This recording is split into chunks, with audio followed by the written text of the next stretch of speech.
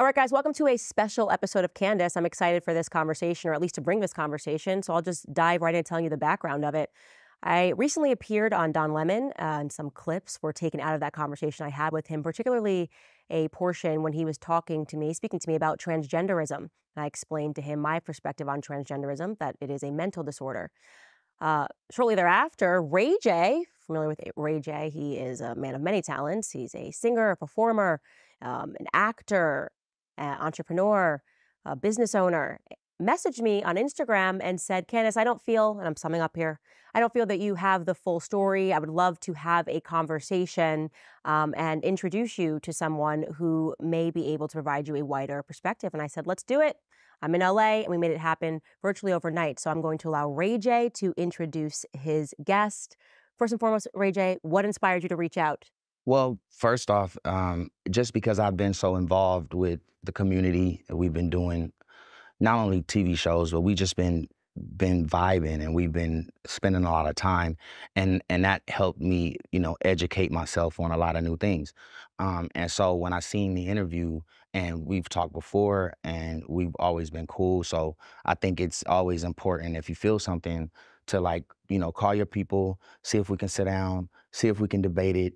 Danielle's here, she's one of our stars on the new show, the Gworls Club on the Transgenderism Network. And we're going all in on this show. And I just felt like it was perfect timing. I was like, please hit me back, right? And then you're in LA too at the same time. It was meant. It was meant for us to do it. And so just being, and I told you in the DM, just being educated. Being educated. Educated. That was a new word I'd never heard. Right. And so bridging the gap and getting an understanding, it's always good to talk things through. Mm-hmm. And so I brought Danielle here because her experience and her life kind of was mixed in with what you were saying, and maybe she can give you a better understanding on what it is, or vice versa, but I wanted to create this synergy so we can all talk together. Well, Danielle, welcome. Thank you. Thank you for having me. Very happy to have you here. Also very happy that you were willing to even have this discussion, because a lot of times you see people that are on opposing sides do not want to speak. And I think that's guided by a lot of fear and sometimes by a lot of cowardice. So Danielle, how did you get mixed in with Ray J, and what made you want to be here today? Yeah, so I just wanted to double back on that. I fully agree. When Ray and the team called me, obviously the first emotions that go through your head is, oh my God, I'm scared. I don't know if I'm ready. And to be completely vulnerable, I thought I don't want to use the word easy, but for me as a trans person, and I have been for 20 years, there's been so many conversations that I've had worldwide with people. And as a mature, classy, wise person that I would like to say I am, you understand perspective, and it's all how you come at a conversation. So that's why I agreed to be here, because I was like, I want to do this for me, for the community, and most of all for Ray, Tronics, and the Gworls Club, because we have created something really special. So, yeah. Okay, so why don't we just start by telling us a little bit about your story? Yeah. So I'm from Perth, West Australia, which is Australia. Yeah. Shout out Australia. What's up, Australia? AKA the Aussie doll. That's what they call me. Perth, West Australia is the most isolated city in the world. So it's basically on the west, and everything else you would have heard about is on the east. So growing up in Perth, West Australia, it's kind of like a beach town and a mining town. City, sorry. Want to get my words right. And yeah, my experience as being trans dated back to, and I know this is controversial and people are going to be like, when I say it, but the first verbalization of me feeling trans was when I was 4. And my mum told me this when I got older, because I'd verbalized to her basically that I was comparing myself to my older sister, and because I have an older sister and 2 younger now. And just feelings and displaying certain things. And I won't obviously get into every detail because I'll try to summarize, but basically growing up in Perth, it was an experience that I had to take on alone. My parents and family were kind of from the country, West Australia, and had no idea about anything to do with trans or the LGBTQ. And we've got to remember, because this was 20 years ago and in Australia, the journey was completely on my own back. So everything that I felt and resonated with, it was up to me to do the research. Everything that I'd seen on the TV was sensationalized and kind of crazy. And we all know, the viewers listening, what I'm talking about, the misrepresentations and things like that. So yeah, it was a very lonely journey. You only have to talk to someone in the community to know that I was a trailblazer for what I did, because I was literally basically the only one for a while doing what I was doing. And yeah, life's been a journey since then, and it still is. And now, were your parents together? My parents divorced at the age of 6, and then my mum remarried. And so did my dad. So I've always had like a biological mother and father and 2-step parents. And how did your parents deal with you? I guess the first question is, when did you first communicate your feelings about your identity, and how did your parents respond to it? This, and obviously I say this is according to what my mum later told, because to be honest, I don't remember when I was 4. I only have like vivid memories, maybe from 5, 6 up. But basically what it would be is, me and my mum were always particularly really close. I just was, you know, always gravitated towards my mum, and my mum's, you know, just everything to me. And she would say that she would just, you know, notice like certain things that were different to the other kids. And when I'd vocalized to her how I felt, and that I kept comparing myself to Ashton, and that's my older sister, and would talk like even about genitalia, which obviously I didn't understand at that time, but I even physically did things to myself that made no sense, kind of like to her, in comparison to why I wasn't like my sister when we'd have bath time and things like that.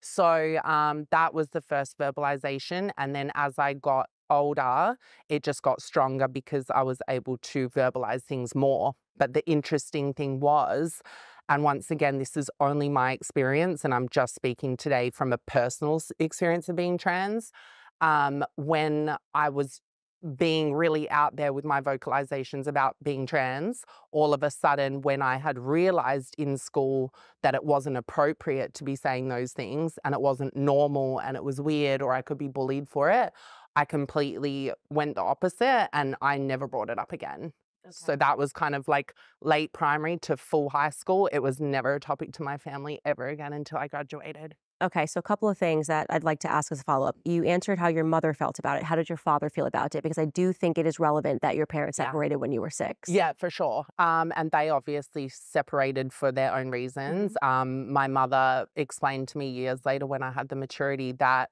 they got a divorce based on just a complete lack of compatibility, you know, and people got married then just kind of because they had to, and popped out a few kids. So they knew that when they divorced, that they had to do the best for us. My dad this is what I like to explain to a lot of people, because a lot of people that see men with their LGBTQ children have kind of a femininity to them, or they act in a certain way. My dad is a very staunch Australian.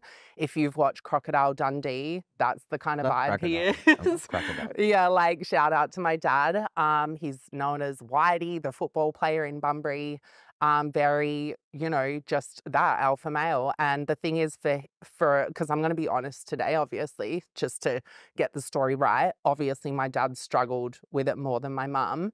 But what later on came in the years, like later on when we conversed, was my dad said his issue was it was never accepting and understanding, because he could see it with his own eyes my whole life, but it was the communication that he lacked on. So he couldn't talk to me how my mum could. And this is a last follow-up question regarding your father. When they got separated when you were 6 years old, was he involved in your life? Yeah, they went straight to legal, what's the word? Legal, not maintenance. Where you have to, like the rights of... yeah, you get 3 days and 2 days, yeah. Sorry, I can't think of the word. But yeah, they basically did it straight away, that it was by the book. My dad had us every weekend, and my mum had full custody for school hours and things like that. Okay. So Ray J, I want to ask you this, because you have young children, I have young children. And so, and I'm glad, Danielle, that you were very honest about the fact that your mother told you that when you were 4, you said this and had done some things. And so she kind of says this was always there. Yeah. Because I have young children and I know how stupid kids are, and I say that with all love in my heart, but they say ridiculous things all the time. And one of the things that's been concerning to me is to hear so many celebrities try to, I guess, validate the stupidity of children and pretending and going, well, this must be real.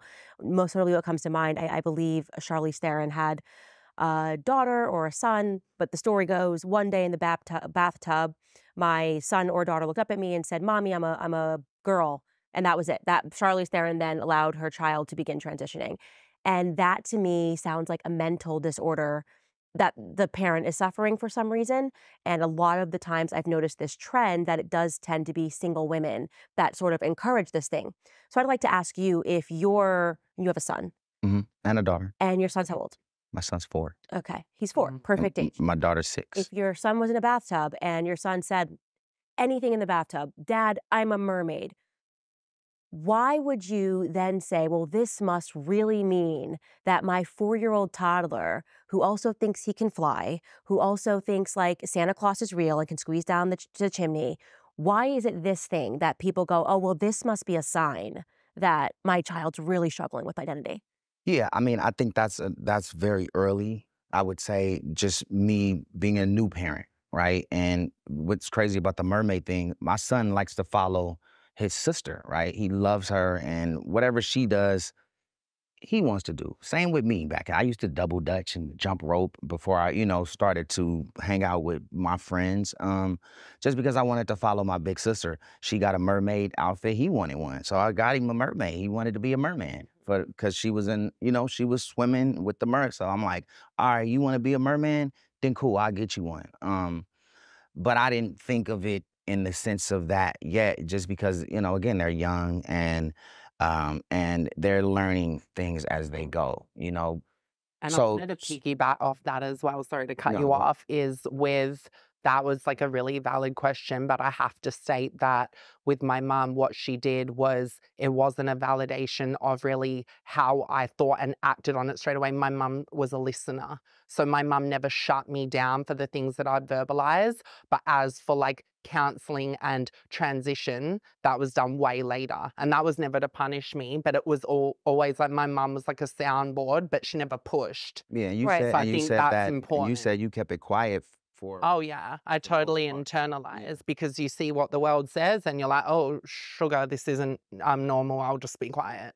Yeah, but I guess what I'm trying to say here is that your mother, even now, even if you're older and you make a decision, for your mother to go back into a memory of something that every child goes through, they just say stupid stuff. They want to be Right. mermaids. Yeah. They don't even understand. I mean, the first time we watched a Disney movie, my son said, I'm a princess. And I said, no, Yeah. you're a prince. Right. And now you're seeing this sort of people trying to go backwards. And I don't know if they're doing this out of protection or out of love and trying to pretend that they just want to validate the experience that you're having. But I don't feel I don't feel like, oh, this must be real because you said this started when I was 4. Yeah. The first thing that comes to my head is mommy's got some issues, right? Because it's not like your mother said this, whatever, you were a kid when you were a toddler. Yeah. But then I really noticed this thing when you were 18 years old and your brain develops at the age of 26 years old. Course. So that makes me a little bit uncomfortable because I do think, and I do see this pattern of single moms. Course. And also just what you spoke to, you said I had an older sister. This is Yeah. exactly right. So my daughter is much more of a roughhouser because she's following my son, who is the oldest. So she grabs swords, she wants to fight. Now, I was a tomboy. I went through a phase where I had I think all girls go through this tomboy phase, but I went through a phase when I was in 5th grade and I was acting, I wanted to just play with the boys, thought the boys were having more fun. I just thank God that this wasn't fashionable at the time. And I know that you're It definitely wasn't fashion. Yeah. But now was like, it's "Hello, like I'm alone." parents are just like, Yeah. yay, I want my Yeah. kid to be different and I'm throwing them into this. Right.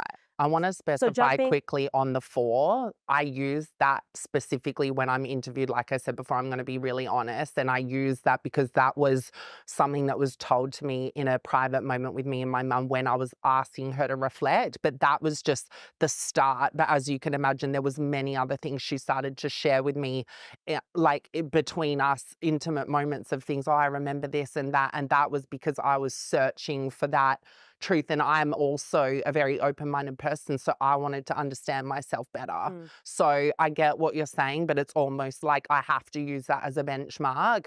But it wasn't like you said it at 4 and then we actioned it, or you said it at 4 and then never said it again. That was just the start of what she could remember and then moved forward for years. Yeah, but even if she's doing that post because she wants to validate the pre, it's still dishonest to me because every parent knows that toddlers just say and do ridiculous things. And so if she's validating that for you now, then my fear is that maybe your mother was validating that for you out of love the entire time. But I want to jump back into your narrative before we talk about those aspects. So you said that when you were in high school, you, I guess, could just elaborate. I don't know if you were saying like you were trans or started saying some trans things, and then people made you feel that you couldn't do that. It was or was it middle school? Yeah, so in Australia, sorry, it's a little bit different. We have primary and high, so I'm not super sure, but we've got like grade 1 to grade 7 and then grade 8 to grade 12. So how old?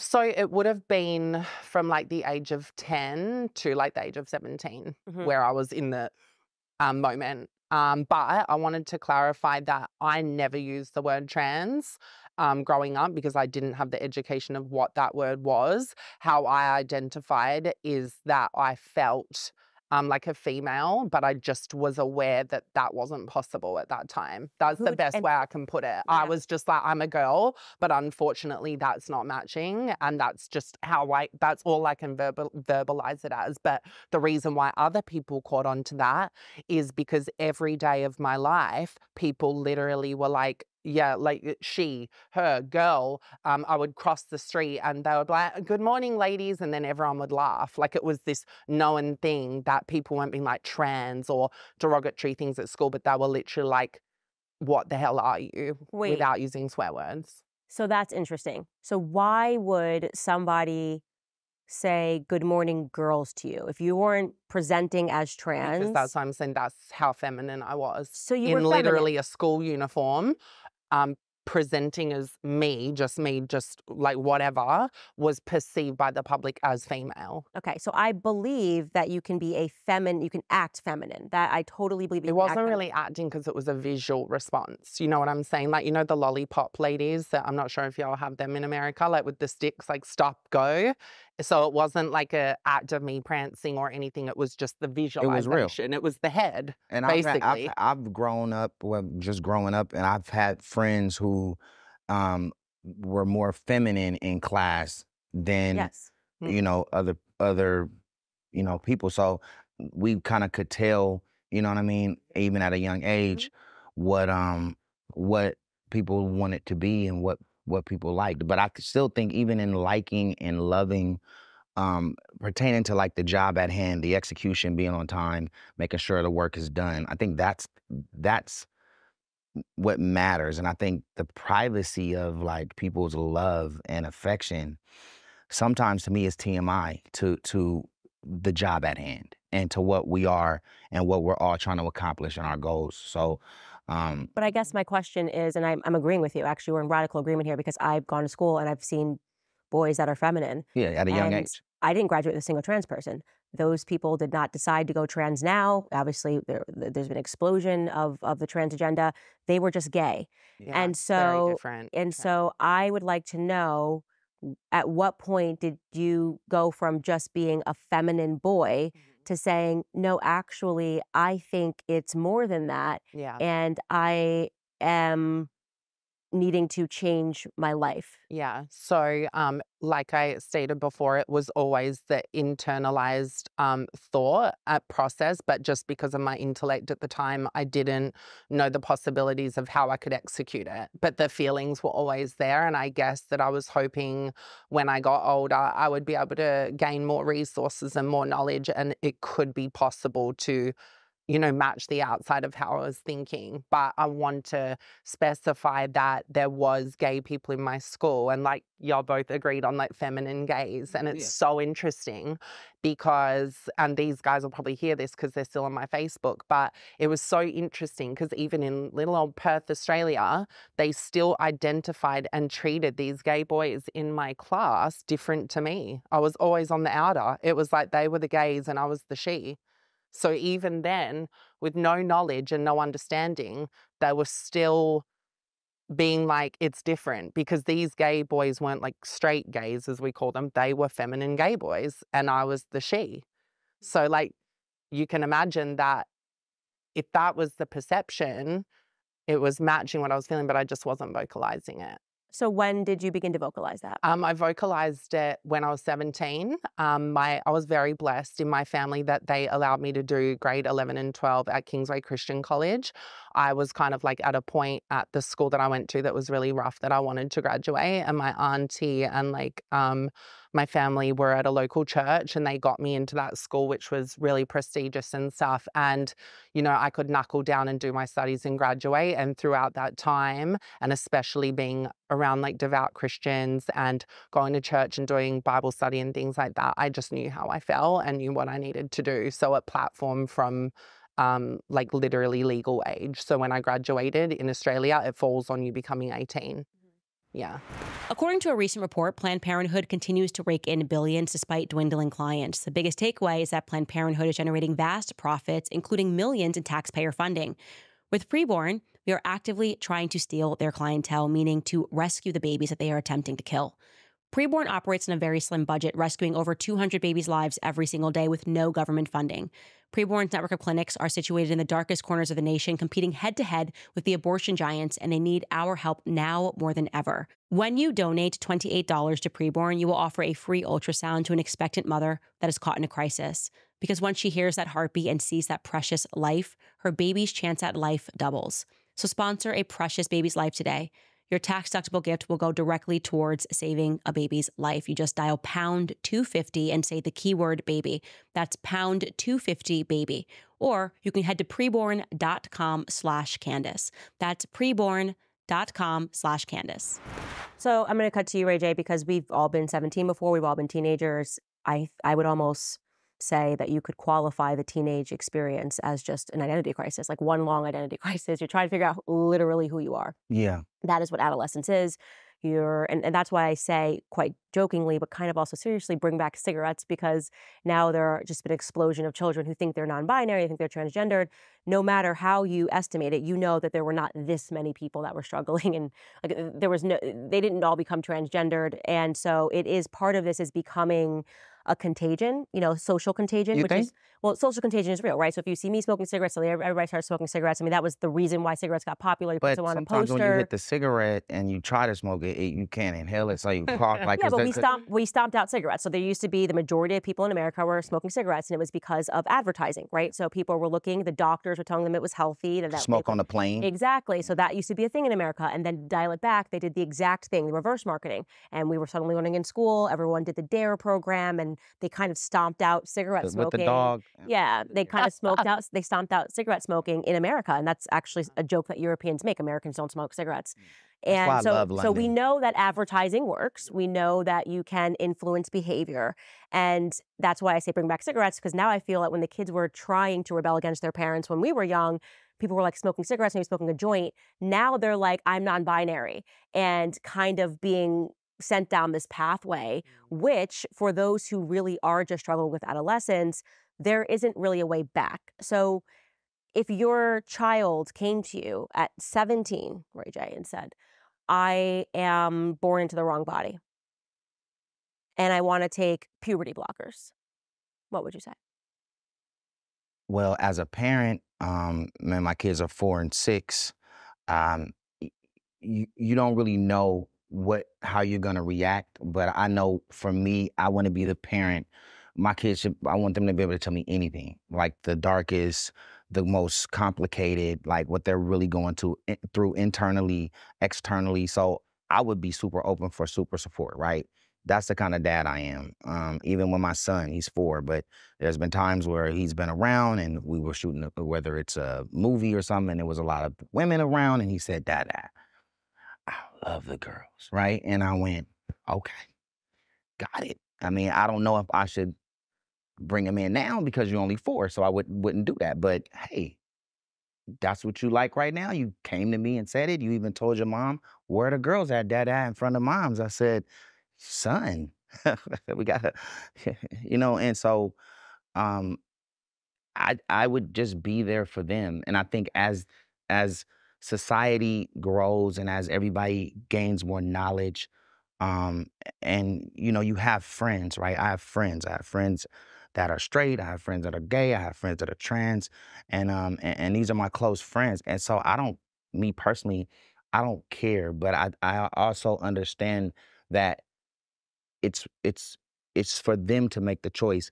not for them to be programmed into a choice that they might not be familiar with, and they're just following the trend, right? So that's where, you know, you straddle the line with everything with marketing and promo. But for me, I mean, I'm in full support of whatever my kids want to do. And, you know, Heroin, well, I mean, not that, pornography. not That's not that. comparable. But I'm saying, He said, I'm in like, full support of whatever my kids want to do. And if it they, is, it no, is no, no, comparable.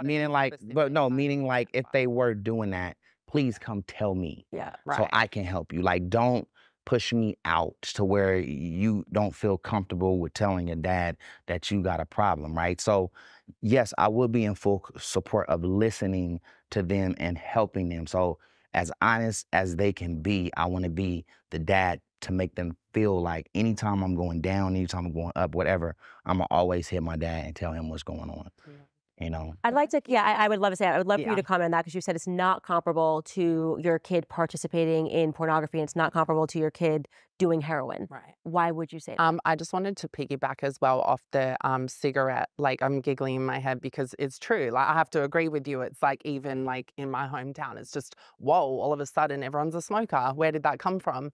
So I did it kind of giggle at that point, but I want to just make it very clear.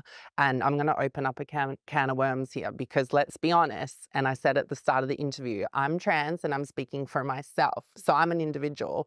So you might be with me and be like, okay, like she's got some points, like whatever, and someone else could come across as literally crazy to you. So once again, I can only speak from my perspective, but I want to make it very clear that there's 2 points. So with the whole, where did all this trans and non-binary come from? We have to remember that as a society, we are forever evolving, and sometimes that's in not the best ways, let's be honest, because sometimes the world's becoming something that we wish it wasn't. Yeah. But also we were in a place of not only oppression, but where people were, it's like that silence or the gag order where you can't speak up, depending on jobs and discrimination and serving for the country, whatever it may be. So a lot of people, it's been documented that were suffering in silence, and they weren't able to do what we can now because we live in a world where it's more accepted. But to piggyback over that point, I also want to make a statement that as a trans person myself, I'm shocked sometimes because I see all these people now that are under the trans umbrella, and I say the trans umbrella because that shocks me sometimes, where they're like, I'm trans, and I will see them in public, like hiking, presenting as a boy with a beard. And I'm shook. So you would because say it's like, that's not me. So they're not being transparent. I don't want to make it like a physicality thing because I know people instantly read people like me saying I've got pretty privilege, I'm passing privilege, I'm white privilege, and all these other privileges. But it's not about that for me. What it's about is that I want people to understand that being trans, and if you truly are trans, it's a journey that should happen between you and your parents and, you know, the medical practitioner, and it shouldn't be something that's sensationalized and a circus act. It should be down to the individual, and I feel like if you hit all those points and it's meant to be, there would be less. So I can kind of agree with what you're saying in that sense, because when I sit in the room with someone else that claims trans and I'm like looking at them like, come on, be for real. So but now I can't even say that. So some people are faking it. Well, it's just a social contagion, which is what I was saying. So social contagions are real. But actually, I want to specify on that it's a social contagion for that. I can understand what you're saying, but that's for the people that are adding on to the community that I don't feel are genuine. I feel like that's the difference. So I would disagree with that. And I disagree virtually with Bill Maher on everything. But even he did a segment. Obviously, he's on the left. I guess he would consider himself to be an ally of the LGBTQ plus community. And he showed a map of transgenderism across the United States. And he said, well, if this is not a social contagion, can you explain to me why so many kids in LA are trans and yet kids in Ohio, and he showed it on the map, and well, that shows you it's a social contagion. Just to bring back the session, I'll get that clip to you later where he shows the map of the trends where transgenderism is happening. And obviously in that clip, he's talking about puberty blockers. And you said you were 17, that you then realized there was something else that was going on with you. But, you know, just speaking about the development of the human brain, your brain is literally not developed at 17 years old. right? You are not a formed person at 17, 17-year-old Ray J, 17-year-old Candace. Think about how much I started you at have 18. Sorry, I changed. just wanted to You specify. started at 17 19. was grade 12 for me, and then I started at 18. And in Australia, 18 is legal, not 21. Legal and brain development are two totally different things. For sure. Yeah, so you can for go to sure. war, all that stuff But I is mean, true. kids are drinking at 15. That's totally fine. You know, which I don't support, by the way. Right, but just to be clear, your brain is not fully, like the human mind is not fully developed until 26 years old, right? I think the experience of the human gets better. So your experience makes you have more knowledge, right? Right. Doesn't mean that you aren't your greatest at 18 and 19 and 20, you know, those are the And moments. I was in full knowledge of like my thoughts and in control over that, because you have to remember to take it back. This is not a decision that I made like some random, like, oh, you know what, I want to be a girl at 17 and started 18. To me, I'm too smart for that. That's reckless. I don't think that that's wise. Like, you've got to marinate in the decision. And that's what the advice that I give to people all the time. This is not something that you click your fingers for. This for me was over a decade. So when I made my choice at 18, I totally get what you're saying with brain development. But for me, it was just finally time, because I had all of that time. And this is a lifestyle, like I told you, I didn't even care that other people were calling me she and her 24/7, because I knew how I felt. But that was, you liked that. Of course I did, but also embarrassment came with that, because I was all, oh, you know, the kids would laugh. When did you decide to do the full The full change was at 19 and a half. I say 19 and a half, a year and a half later. Oh, so really? You went from, this is my decision at 17, 18 to I'm going to go under the knife. And did you get bottom surgery? No, that was my first surgery. I had breast augmentation. And then a few years after that, I had SRS, which is also known as being post-op trans or sex change or gender reassignment surgery. There's so many different names. Why did you choose, and as your first surgery, to get breast augmentation? To be honest, and I will be very honest about this, when I got breast augmentation, I felt like it was almost like something that I needed for a visualization of a female. Like, it's sensationalized in the sense that, oh, I want large breasts because that'll make me more beautiful. And I'm proud of myself that many years later that I can look back and kind of be like, I actually didn't need that, because I had hormone breast growth of the equivalent to like a B carb, and I actually had like great breasts. Okay, so that's interesting. So you're at the same time that you're saying that you were able to make this mature decision to go under the knife, or to recognize that you were not a male, I guess would be, I hope I'm okay. You're also admitting that you did something kind of childish, right? I mean, to say I need big boobs because I'm a girl, childish. That I wouldn't do that. I'm an actual woman, right? So I wouldn't do that, because that just sounds to me like someone who's playing dress up. Like that just sounds to me, it's definitely not. Like, because like, it wasn't a costume. But that is, because the first thing, if you genuinely thought like this is who I am, the first thing you do is get boobs. That's to me just like, this is what it means to be a girl. Right. But we're talking about surgically the first thing I did. But that to me is a costume, because women have all different breast size. There are some women that are completely pancakes, some women that have huge boobs. I got a new song coming out called Titty for Me. So no, it's all but that's why I take ownership over the fact that what I'm saying is not being a costume and not copying anyone or anything like that. It was a decision made by me that I thought I needed, and it wasn't any deep regret. It was just later on I was like, I just don't need that size, because I knew I needed. But the thing is, we have to be specific that my own friends that are born female have the same thing. Like, my best friend literally hates her implants, but she's not a costume. No, but she's doing that for a different reason, and this kind of gets to my point. You said that after, and I want to slow this down because I'm making a point that I'd like you to understand. You said that once you realized that you were a female, you felt that you were a female, and you were in the wrong body, the first thing you did was do something that does not make someone a female, right? That you just were like, I'm going to get boobs. So that to me shows a tremendous immaturity, right? Now, when other women do this, they're just like, I want to look like Kim Kardashian. This is a trend. Da, da, da, But da. why am But they're I not doing it classed because in they're that? going, I'm not a woman. Do you get what I'm No, saying? but what's it the is though, difference? because my best friend literally got implants because she, and I quote, she was like, I feel like a boy because I've got no boobs. Some women That's want literally bigger what she breasts, and some said. people I don't mind little breasts or big breasts, but women want to And go that's get what they so say. Right, but so they're doing They that attach it because to masculinity. but you're saying masculinity and femininity are two different things. They Right. don't attach it to whether or not they are in fact they would never go to the doctor and say, if I don't get these boobs, Right. I'm a male. No, but Right? I But didn't you think did that. I was talking about aesthetically pleasing. That was my point. But that Like, that oh my gosh, I actually, love well, that. that want once, the breasts yeah, that's feel fine. like That's fine. I just want to say this. But That it's to never a me costume for is me. to me that's a costume, and that's why I call, and this is why I feel that it's woman face. It's an idea. It's like this is what I believe women are because I'm scrolling through, and I'm giving you a modern example. Obviously, Instagram was not around when you were doing this.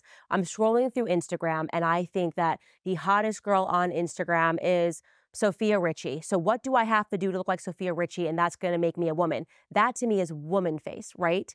That doesn't make, so yes, you're saying there's aesthetics to it, and that is the reason why you will see women all across LA. It's like Exactly. standard For practice. me, it was They will the get there. aesthetic of it. But it's the aesthetic different of it. countries like different things too. Exactly. For me, once again, because I can only speak from a personal point of view, it was the aesthetic of it. Just like my girlfriend, like I stated, that's how she felt as a born female. But the costume for me, because you're using that, and that is something that gets thrown around in our community, I want to specify how I see the costume, because I actually agree with that terminology, and I hate when people treat being trans like a costume, because they do it, but it's just not in that scenario. A costume to me is how I specified before, where people are going around saying I'm trans and they want to reap the benefits of being a trans, let's say, activist, or getting jobs as a trans spokesperson, whatever it may be. And then you see them at the corner store and it's like literally like, whoa, did you detransition overnight? That's what I see as a costume. So they went back to being... Well, it's just what she said. It can be a costume, but for me, this isn't a costume. I can't rip it all off. I know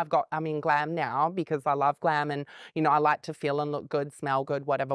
But at home, no makeup on, hair up in a bun, is giving woman, is giving what it is. Okay, so it's not a costume for me. You genuinely believe that you're a woman?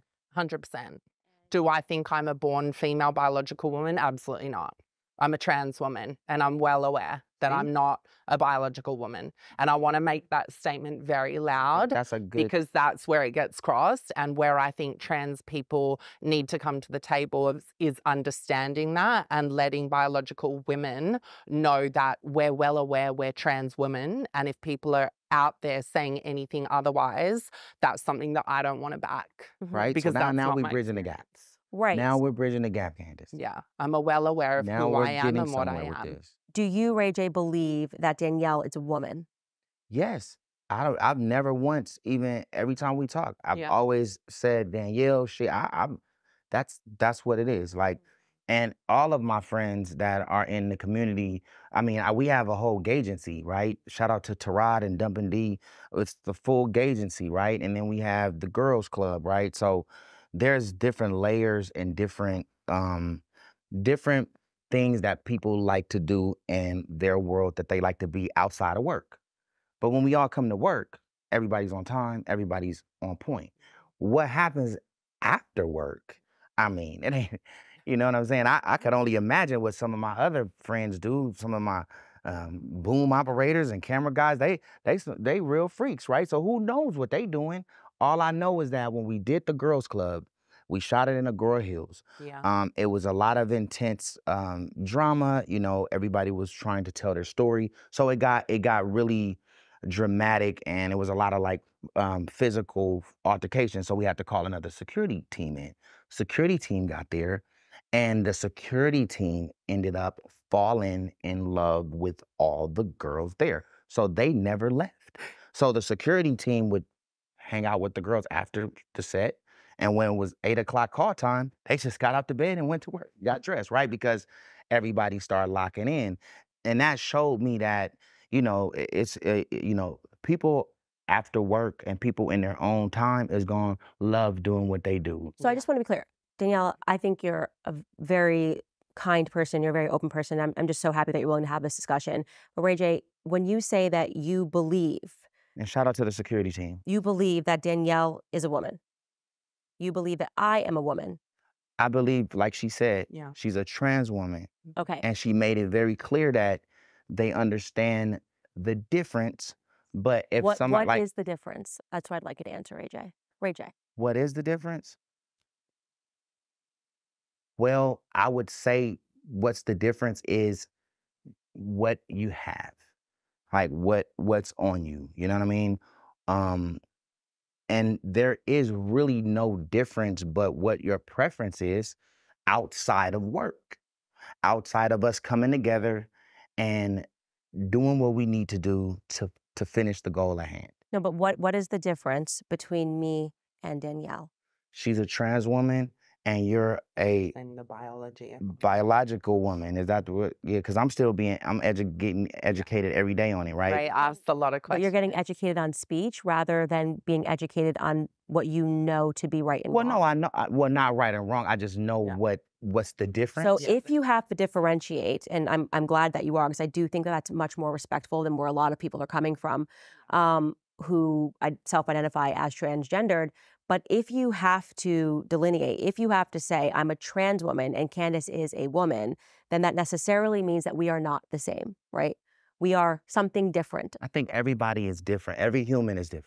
Yeah. Nobody's the same. Yeah, I agree. Nobody's And I the feel same. like even I wanted to double on that point is with intersex, let's be honest, a lot of people just back in the day used to say hermaphrodite and now it's known as intersex. Hermaphrodite and then now grammatically correct is intersex. Grammatically correct. Yeah, and I'm learning too, mind you, because I had to learn what intersex Because was. hermaphrodite is when you got When you're born with basically both organs or XY chromosomes mixed and things like that. So it's not just I'm going to take a hormone, it's actually the way you're born. So what does that mean? So that basically it makes the topic of trans actually more complex because a lot of people now that are intersex identify under the trans umbrella. So it can get very tricky in conversation because one point I wanted to make is that I have often wondered, and maybe we could film this one day because I actually don't know, but my family have actually pulled me aside and said based on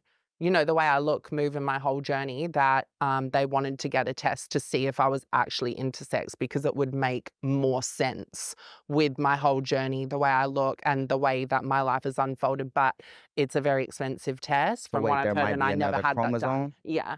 So that's what... And to be clear... Yeah, and that's when it does start to change because as you can imagine, and even from a religious standpoint, because I've had this conversation with Christian women before, does that then make it different because it's actually is how you're born versus a lot of people saying it's a choice? Yes. But like Candace, we might be missing a chromosome. Like there might be I a might be, and I don't you know what I'm even saying? know. There I might need be to- I one need to- chromosome missing in certain humans I would that love we to ain't do the paying attention test. to. That's why we bridging the gap today. All right, guys, some exciting news. We just launched our new store on Sticker Mule. It's packed with awesome Candace Owens merch, including stickers, t-shirts, and more. So go to stickermule.com/Candace and check it out now. A big portion of sales goes directly to the Candace Owens Show, supporting our mission to empower communities and promote free thought. So whether you want to show your support or just grab some cool gear, we have got you covered. Again, head to stickermule.com/Candace. Go check it out right now. So to be clear, it is plausible, very, very, very small minority of people who are literally born hermaphrodites. Yeah, You're it's a correct. small percentage. That is considered a genetic anomaly, right? So something goes wrong and you can be born with two parts. That something has gone wrong. But why can't it just be issue- right for that Yeah, person? because I feel like wrong is Well, genetic wrong's an anomalies interesting happen. word. Like if everything But goes isn't that right, God? if Like if everything, me and her was attached together, are we wrong? See, well, I yeah, feel but like that is also when Yes, something goes wrong. This is Simon. why like But I Siamese don't twins, know and if- I they don't have know to if have these wrong's the right surgeries, word. and their organs can be mixed, and it's a Yeah, it's a I don't risk. think think it's wrong It is is, the but right something word, though. goes wrong when somebody is born But why is intersex. it wrong? I Because don't think it's it's like, wrong. but I we think all it's just believe, unique. yeah, we all believe that I God seen a created snake and it had us. two heads. But I feel like that could also Or a be cow that had that's two God's heads together. creation. Because I'm not saying the person being alive is wrong. I am saying that genetically speaking, there are tons of things that can go wrong. It's like, people, when something happens because of who you're married to and your genes are lining up in a different way, and some people can be born Special. blind in one eye, this, that, this. You know, there are tons of things. One of my dogs was blind, but he was moving people around. People are born different. He was biting people. Okay, but you know. that is not, intersex is not transgenderism, because transgenderism, everything has gone just right. And at some point in that person's life, they just make a decision to say that I want to start living as this opposite sex that I was not born as. And that is why I say this is a mental disorder, okay? I don't view an intersex person as having a mental disorder. But I view a transgendered individual as having a mental disorder. And I'll ask you a question. Is Rachel Dolezal black? Pardon? Is Rachel Dolezal black? Rachel Dolezal, if you're not familiar, is the woman who was wearing dark makeup and was leading the NAACP, had grown her hair out kinky into an afro, and then it turned out that her parents spoke out, and she's basically as white as they come, and she just was dressing every day as a black person and passing as black and leading the NAACP. Yeah.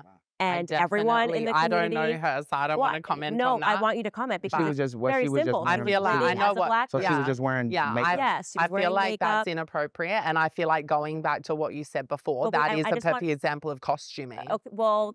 Because that seems very unfair and it feels judgmental, because to me, if you're going to say that you felt that despite the fact that you were born a male, that you felt on the inside that you were something else, and then you went through steps to present as that something else. Right. And then when I say, what about Rachel Dolezal? Yeah. Rachel Dolezal says that she felt her whole life that she was born in the wrong skin color and that these weren't really her parents, and like she was black. And so she started presenting as black.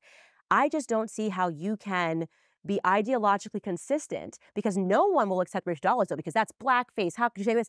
But you're sitting here like, well, I demand that I get, that, like, and I'm saying you as the larger community, because I don't think you're being demanding at all in this moment. But it's just, do you see the hypocrisy of saying that a woman can't just, like, why can't a white girl say she's black? I get what you're saying, and I see how people would compare that. But my thing is, once again, is when we want to have conversations about things, it's never just an umbrella. And that's why when I hate when people say that, it has to be down to the individual. So as a mature, smart lady, and you're telling me this and I'm comprehending that, I'm already understanding it for what it is. And that's why every case is different, because that's no different than someone. It's a very easy question. Is Rachel Dolezal black? But you know what? I watched something on, I think, Fox, and it was, they asked a transgender guy about it, and he was stuck on the question when they said, if I said I was black, I think Piers Morgan said it, and he said, if I say I'm black, do you consider me black? And I heard that.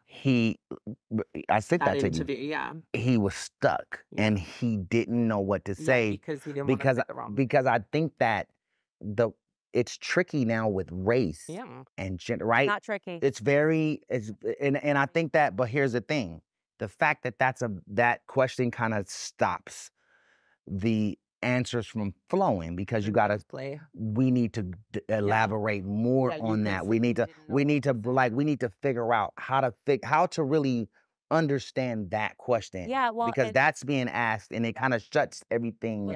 But there's a reason it shuts everything down, because it's not a tricky question.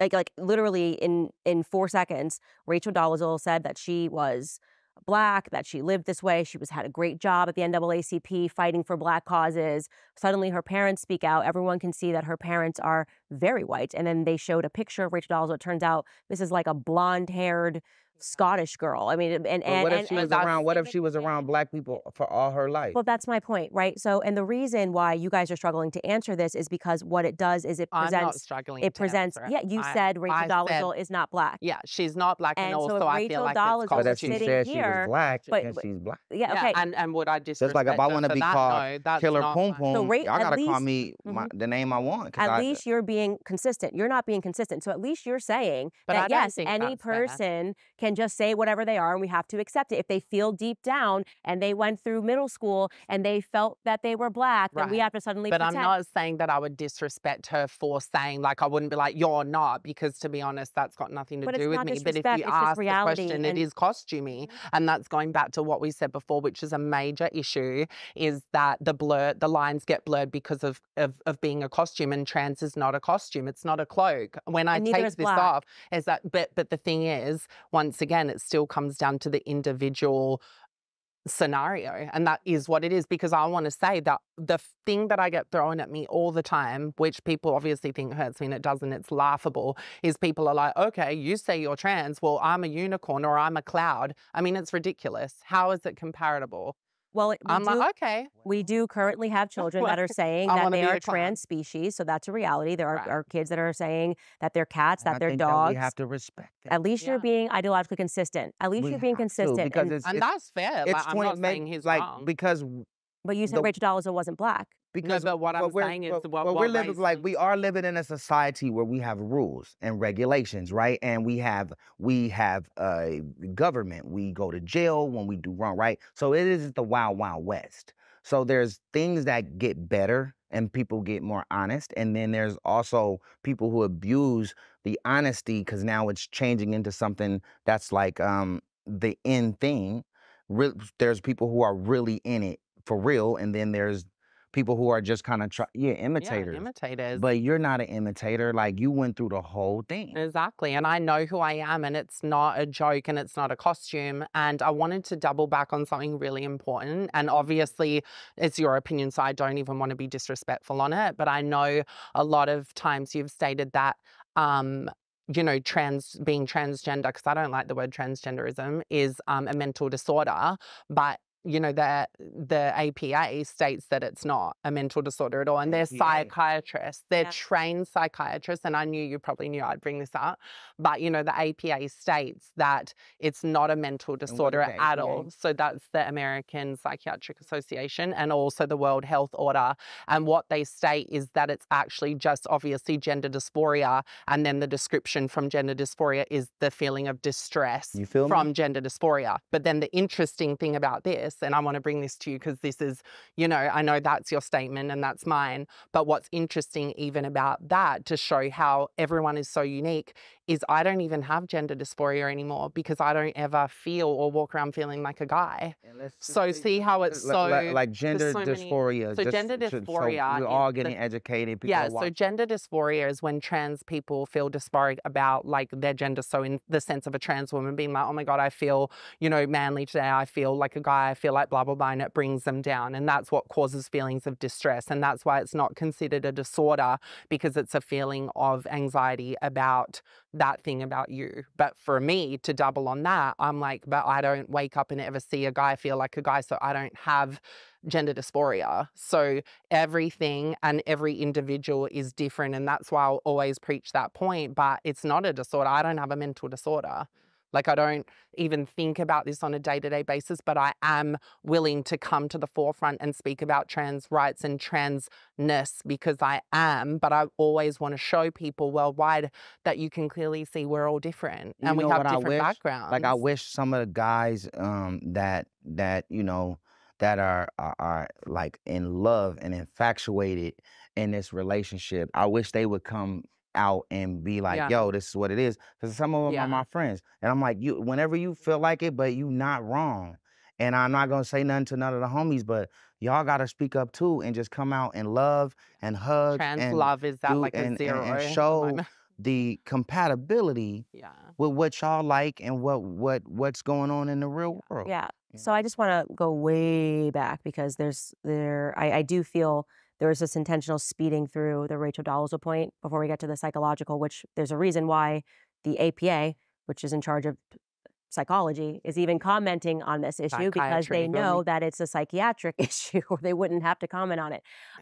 So Rachel Dolezal, I want to go back to that because this is a very important point, and I do feel you're pedaling past because you realize this. I know who I don't know. This is how. Back okay, well, it doesn't matter. Let's say any individual. Yeah. This is an individual who is committed and living as a Black person when in fact they were born with parents that are whiter than Yeah. snow. So nobody was black. No, nobody, not seen even something a similar, drop I think, on of, yeah. not even like Ancestry didn't say I'm nowhere pretty sure in. I've seen this didn't on like even know Botched or something. a Yeah. Spanish song. Probably never got listened to a Spanish song. It was not even a drop. I know among the lines of what Yes. you're talking about because Okay. I think I've seen You it on Botched instantly or whatever. said, Yeah. instantly said, Yeah. and have held to the point that Yes. Rachel Dolezal is not a Yes. black person. So if Rachel Dolezal is not a black person but believes Mhm. that she is a black person on the inside, what is Rachel Dolezal suffering from? So for me personally, like I will say once again, because I don't know her story, but based on what you're telling me, I will go back to the point every time that what it sounds like is that she's costuming. That's what it is to me. If Rachel believes she's black, that's not only not my place to comment on. I don't know that girl, so it doesn't bother me. But if someone doesn't believe in what she's doing is right, if it's publicized or whatever, that's their opinion. But do I think that she has a mental disorder? My answer is, who am I to even comment on that? Yeah, Because like, I'm I not a think that- psychologist. Let me just I finish. have no with this. idea. Okay. I agree with you about Rachel Yeah. Dolezal. She is costuming. Right. But does she have a mental disorder? Yeah. If you are living your life as something that you are not, and you believe inside of you that you are this, Right. she's not hurting anybody, but she is suffering from a mental disorder. Now, okay, I and now know this is somebody where that's suffering from- things get tricky. So you and Rachel Dolezal are actually embodying the exact same thing, right? Both No. of you believe. I was It's like, please it's don't ra- say it's race Candace. and gender. Please don't put me in that box. It's race and but gender. that anybody Come watching this is going, this is a very valid Yeah, point. Both but I of you don't think it's believe that you are valid. something that you are not, and you have gone through extremities to live as something that you are not. That's a You're not, costume. but I this think- is a costume, and that's my point. Everything Trans you is are not a saying to costume. Rachel Dolezal, you could say to yourself. But I don't think Right? so, Rachel because- Dolezal could share a story. Let me just get this out. Rachel Dolezal could share a story and say, from the time I was a kid when I was 4, my mom looked down at me and said that you were showing characteristics of being black. And then when I was in school, everyone was like, Rachel, kind of like, one of the But black she was kind of people. thick too, right? Yeah, Rachel was was. kind of thick. That's what I'm saying. I remember. No, I And do. the I whole like, thing like, was like, I'm like, okay. hey, you gotta, No, I'm you saying. seem like a black girl. I remember. And then next thing you know, Rachel at 17 years old was going to Christian school and was like, you know what? I'm ready to do the first thing. And so Rachel went and got her hair cornrowed. So she said she was mixed. She got her hair cornrowed. She just She said didn't she was like mixed. me. No, and then she started wearing the makeup, getting tanned, all this stuff. And then next thing you know, Rachel Dolezal fully believed. Right. And so I'm out here like, justice for Rachel Dolezal, because if you're out here saying that you're a woman, then Rachel Dolezal has every right to be a black person. And the reason why Rachel Dolezal, that case study makes you uncomfortable is because it hits the truth. It hits an objective reality, which is that you cannot just say because you're willing to get surgery or because you're willing to do your hair a certain way or that you're willing to wear makeup that you are something that you're not. Now, that said, I don't have an issue. Like, there's nothing that you're doing. And I think this is where it gets mixed up, where people pretend there's some attack happening or we're saying that, you need to be put into camps. No, I think actually you're a very nice person. You're just not a woman, and you're never going to be a woman. And but I know that. Right, exactly. And that's why I wanted to make that point. But people yeah. weaponize that. See, people love being like, you're not a woman. And I'm like, yeah, cool, great point. I agree. And then where do they go? Because see, they're weaponizing it because they want to put us down like, you're not a real girl, you never will be. Yeah, I'm aware. I have a mother and 3 sisters. Mhm. Like, I'm well aware. Yeah. And I'm okay with that. And Right, I and love that's the all way we're I am. asking, and that's And why even I with think Rachel, that- to go back to your point, if Rachel wants to be that way, go ahead, girl, get your life. That's what I'm saying. But see, so it's not me being contradictory Right, but it because would be- the question is yes, I feel she's costumey, but girl, get your life. If you want to do that, do it. But it always comes back to us being delusional, but we're not. We know we're not biological women. So it's scored. And then see, now we It's can the all be twisted friends. And we can all reality. go out and I you want know to what ask mean? you a And- question sure. because I actually find your energy like, I feel like you're a strong woman, you're wise, you're intellectual, and I actually get good energy off you. I'm like an energy kind of gal. And I want to ask you, I know it's only been a short time, but us conversing and, I can tell you're listening when I'm talking about my upbringing and stuff. Do you see me as like a woman, a trans woman and stuff, or do you see me as like he and like a costume? I think that you're wearing a costume. Okay. And And do you see me as You a said boy, or do you trans see me woman? as a trans woman? I mean, Or do you think I'm a feminine boy? I just think that we've adopted these words. I think that you have gender dysphoria. Right. You feel happier in this? I'm more meaning physicality, because obviously you've listened. Any person, I could get Ray J. I mean, makeup. Oh, no way, right? No, but I'm saying, like, you know, you could. Have you seen X-Men? I mean, Charlize Theron, But I'm more in makeup, you asking, can I'm more present as asking a physicality, but even without makeup, like I can get photos and sent to you with me with no makeup, no editing, whatever. I'm more mean like in the sense, because this is also a huge topic that, and in the trans community, we call it being real or being passable. Those are just like street languages. And you know, it doubles back to the fact that I don't sit on a couch at a restaurant or at a bus stop or whatever and be like trans or whatever. I actually pass as a biological female. So then it becomes my responsibility to every day educate people that I am trans. And that's usually out of respect, because I like to be honest with men. I don't like to, you know, deceive anyone or lie or whatever. But my thing is if we were having a conversation and it wasn't about this and we were just vibing, or if I went to your church and stuff, like, you're not looking at me as like a boy or like Ray and glam. Well, to be fair, I since I knew you were coming here, I feel like it's not a fair question to ask because,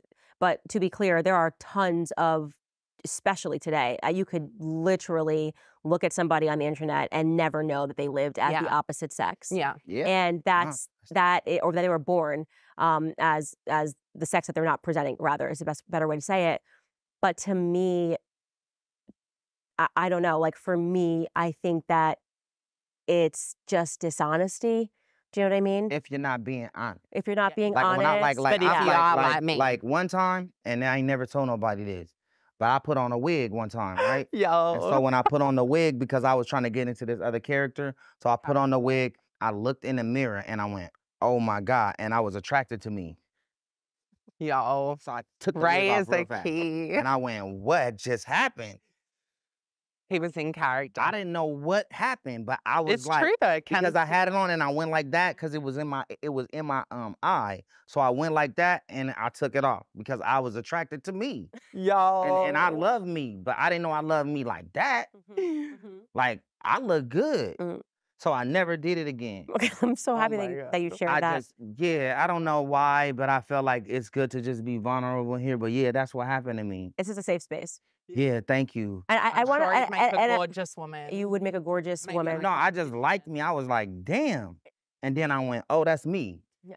I think one of the things that when conservatives are speaking with people on this issue and people think that it's so hardcore, and some of the, I guess, belligerence that I think people are sensing, and there is a belligerence there, and the belligerence is coming from the fact that what used to be a very small minority of people who were suffering from gender dysphoria has now been mainstreamed, and it's become a social contagion. And I feel particularly responsive to it because I did sit down with a person named Brianna. I don't know if you had time to watch this interview that I did. Brianna is still identifies as transgender. Right. He was very kind. He and I sat down, and he basically reached out to me because he, like you, decided to go through with the procedure. Things went very wrong. Oh, Brianna Ivy. It went wrong. And at the end of the day, Brianna realized he was just a gay guy and basically fell into the trap of seeing people online, seeing these shows that were produced who made them think it was going to be this easy thing and you were going to be happier on the other side when the majority of the people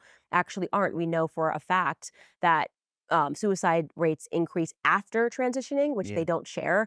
And so it feels to me, and especially, and I can ask this to you, Ray J, because you're presenting a show here and you're going to contribute to this culture of people thinking, just like Brianna Ivy did, that this is just, oh, this is a decision, it's going to be super easy, and this is just actually who you are, and this is who you were born, and this is who you can be. And that, to me, is just such a demonstrable lie, and it's a lie that's hurting children. You know, children are wanting to be like Ray J and thinking that this is cool and I'm going to hang out with some trans people and it's going to be dope, and they're having their entire lives. Like, that was the only time I almost cried on my show, was when Brianna was just boohoo crying, sharing how deformed he is, how he wished he had heard voices like mine saying, like, you need to wait because you are going down a path and you're paying attention to culture, which is just trying to sell you the newest cigarette. Listen to your heart, right? Yeah. And listen to the education that, like, hopefully now we can provide. We have the Gay Agency, we have Gaydar PR, I have Ray Pride, which is a C3, And I think we have the Gworls Club,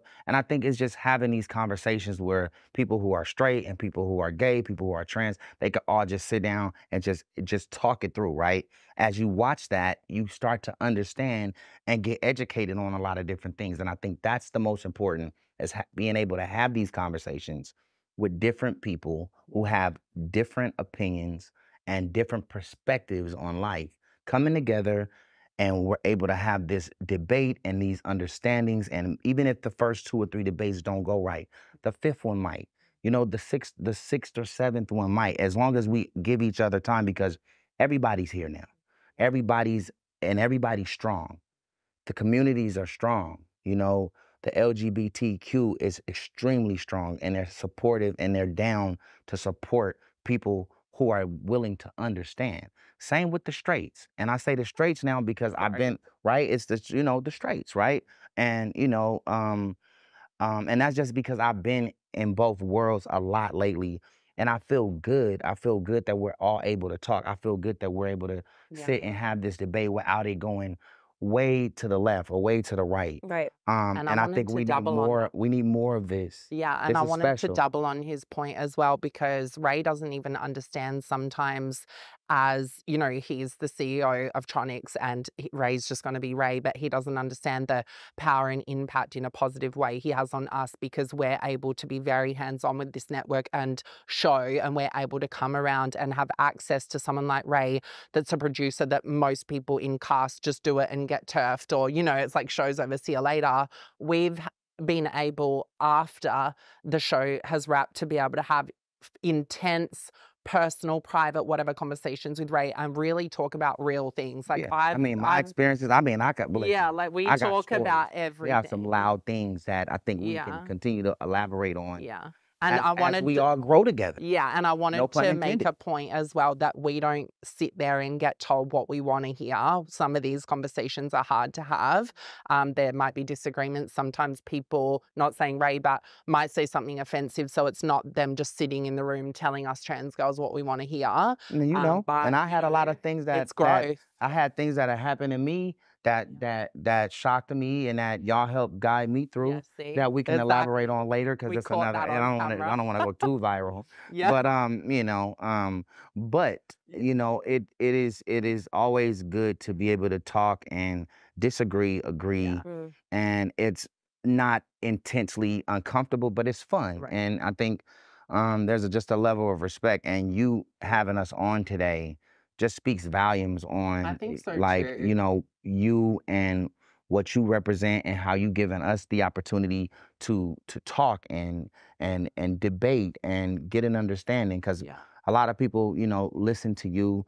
A lot of people are supportive of the trans community, the gay community, and together bridging the gap, at least just for mutual understanding and respect from all sides, is really strong. Yeah, and I always think being respectful is super important, and I'm grateful that you guys respect that, you know, my opinions haven't changed on the issue. And one of the biggest reasons which I wanted to communicate to you from the conservative community, and why we feel like we have to be so strong on, and the conservative community, meaning the straight community, or just the conservative community? Politically conservative. And the reason why this matters so much, especially deeply for those of us who have kids and see what's happening in the school system, is because at the moment that you say that there is no objective reality, everything becomes possible. And some people hear that and they're like, yay, Disney World, everything becomes possible.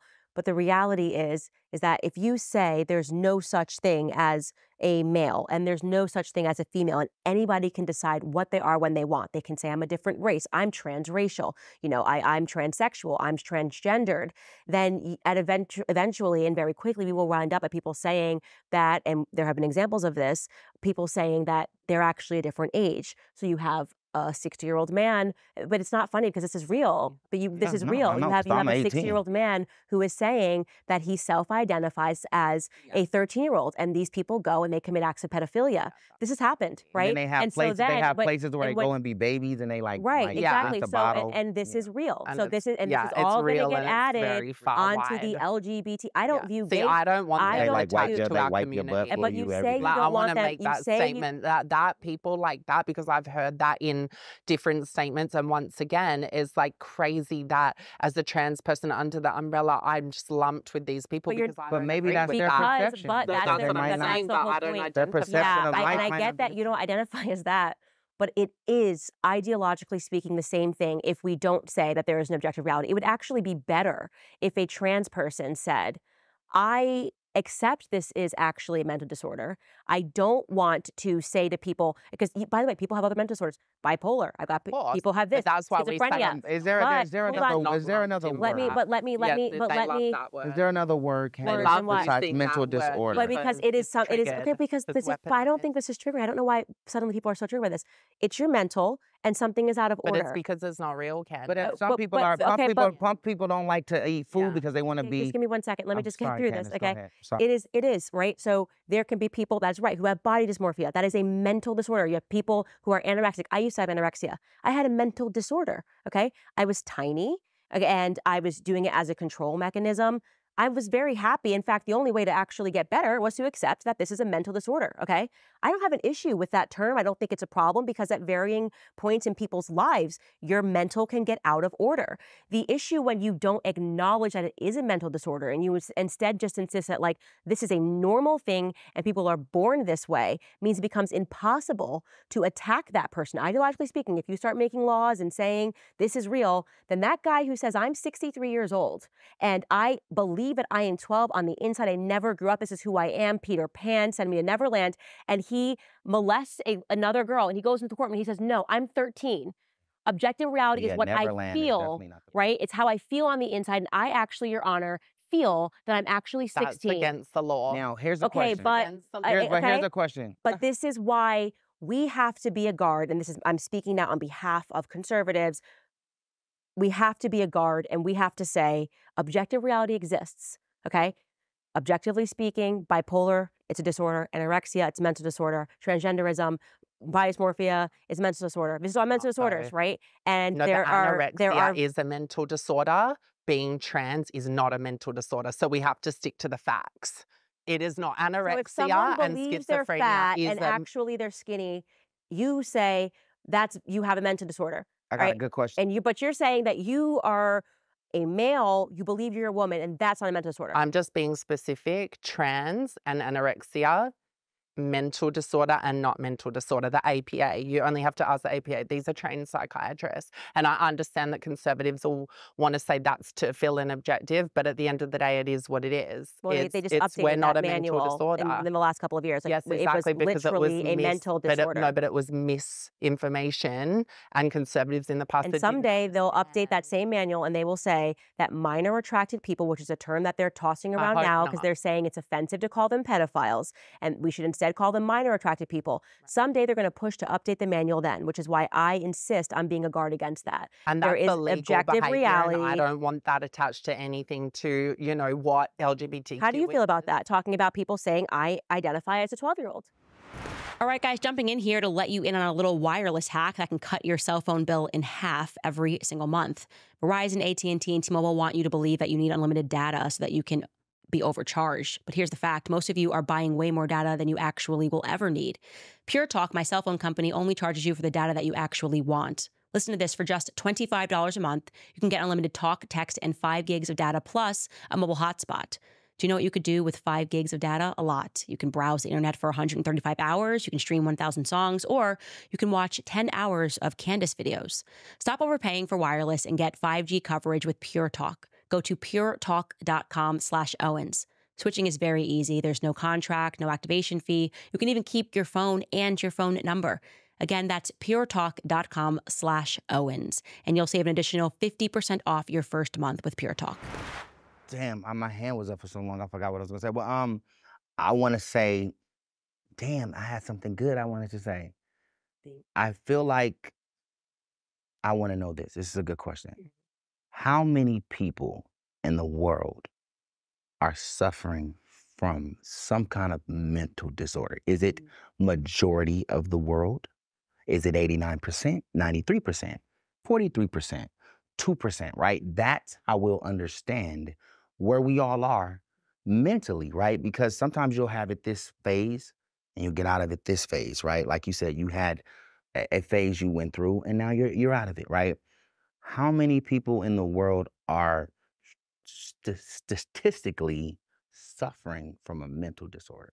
Because I think that's how we'll respect the word mental disorder as opposed to your perspective in life. It just means that your mental is out of whack. But how many people in this world are going through that? I mean, we probably won't be able to figure it out now. But that's a very good question, because that will give us a good scope on people's perception of what a mental disorder is. I genuinely don't say that to be triggering. I like I said, No, I'm fine with it. It just sometimes it triggers. I'm fine. I've been it is weaponized, I've been mentally but I'm good. disordered from the beginning, right? You know. Yeah. I think it triggers because I think it triggers you because you've gotten it your whole life, and it's not a trigger, but my point is that I have to represent not only myself, but the community, to put out the information out there that's factual. And I know you're a boss with that. You're all about the facts. Yeah. The facts are that it's not a disorder. Yeah. And we got to do a poll. But I understand like, that some people's opinions. I get it. But I just think that when people see this, and obviously the internet will internet, but when they hear you call Rachel Dolezal, like, that's crazy. When they hear you say, like, oh, the idea of identifying at a different age is crazy, but then you being like, but this I don't want to. I want to be very specific. I think people are going to say, okay, no, but I'm very specific with my words. I want you to give us time to go back and analyze the question in its entirety. No, but because for me, as I've done my study, I've studied a lot of things that I've seen. Right, that question is a very, very last question of all that kind of like puts the wall up on. It's not a wall. It's just telling you that this doesn't make sense. That's it, right? And that's so you feel like it's a wall because you're like, oh wait, suddenly I realize this doesn't make sense, and it's a slippery slope, and now we can end up with pedophilia. It's just a great question. Yeah, it's a great question for a reason, because it instantly lets you realize, hey, there is such thing as an objective truth, and if you cannot be ideologically consistent, then your idea makes no sense. But that's it's you have to be able to apply it here, and I'm applying it here. Rachel Dolezal is not black. A person who just thinks that they're a race does not make them so. A person who thinks that they're a gender does not make them so. Both can play dress up. But can I make a point? You brought up Rachel. It's a cheat code question. And I think we need to go back and like analyze the question a lot more. And let us dissect the question. It's a the comment section will. It's a very powerful question. No, but I think that's interesting that that's brought up, that they're going to jump on that. But I know what I said on camera, so that's fine. They can say what they say. But it's like just an atomic question. But you see Rachel for that. But I never called her crazy. No, and I also was respectful that if she wants to live that's her choice. And by the way, we all feel that way, but they will hear you say that she is not black. And then hear you say, but I am a woman. What happened to her? But hold on, because I said I'm not a biological woman. That's Remember, fine. That's fine. And she's not a biological black person. But neither of you are. You're both. See, I got a lot of white friends as black. But I'm identifying as a trans woman. I got a lot of white see what I'm saying? I'm black. owning what I am. So that theory doesn't work. If I was sitting here saying that I was a biological woman, I feel like I would fit in her category. And that's the truth. I don't think she said she was a biological black person. No, she just was living. The whole statement was that she was telling everyone. That she was from black. the city that she's in. Yeah, I mean, it could be in a conservative black neighborhood, or it could be in like a cultural neighborhood like we grew up in. Based on what you said, she has been embedded in the community, and she has been crowned, and she has been blessed. So if she just came out and said, I'm transracial, and then lived as a black person, then you would say we're the same. No, because for me, I own that I'm not a biological woman and that I'm a trans woman. So that's why I feel like so many people take harm from it, respectfully, because there hasn't been chats like this before where people like me have spoken out and said that. And that's going to gag people because people are like, oh, I didn't know that. I thought you go around saying you're biological. And that's the point that I'm trying to make. Everything is so specific. And when you start lumping it into terms and into categories, it doesn't work like that. That's not life. We have to be specific with different people in different scenarios. Me next to the next trans girl, we might not meet eye to eye at all, and you might be like, I can understand you, but I don't understand what they're saying because it's just out of field. This is a great debate because we're actually talking it through. And I think there's so much more of it that needs to happen. Like, this is a continuous thing that needs to happen. We would love to do a monthly week, like a weekly. Well, tell us, Ray J, just so we can wrap this up. And by the way, I do think this has been a very constructive conversation, and I I feel at the very least respected in the fact that you recognize that you and I are not the same. Yeah. And I will tell you of But we are the same. We're all humans. Yeah, we're all well, you know what I humans meant and by that. God's kids. I think that that's you. a huge issue that a Yeah. lot of women have, where it's Yeah. like I can just tomorrow decide to Yeah, be you, it's and I'm about like I respect. have like Yeah. I'm a woman, And I respect you. Yeah, and and honestly, I'm so glad I came because I Exactly. feel like when the cameras are off and when you're just vibing and having a chat, I know, just even by the look in your eyes, I know like you can kind of get it and I get it. But the thing is, we can also agree to disagree. And there's things that we're just not going to meet eye and eye. Right. But this is why when you have a debate and when you have a conversation, you have to be specific. And You might not meet eye to eye today, but tomorrow's a new day. Yeah. Maybe you could mentor me in a few And things. next week's a Maybe new I day. could teach you a few I think you're very kind, Danielle. Seriously, like and brave to come on here and have this conversation where most just talk trash on the internet like- and haven't thought about. No, don't be nice. I was like, oh my I God, would've been like, said I'm a super prayer nice. last night or a That's few. very, that's Yeah. very sweet. Yeah, I was like, Ray J, God, tell us take the about the wheel. show. In closing, tell us about the show that Danielle is going to be on. Yes, and well, the show is out now. It's on our new streaming platform. It's called Tronix Network, TRONIX Network, and it's called the Gworls Club. I'm not good at saying the Gworls Club. You know, the girl is spelled GWORLS. Yeah. And it has this little like, you know, swing to the way you're saying it, the Gworls Club. I just kind of keep it bland.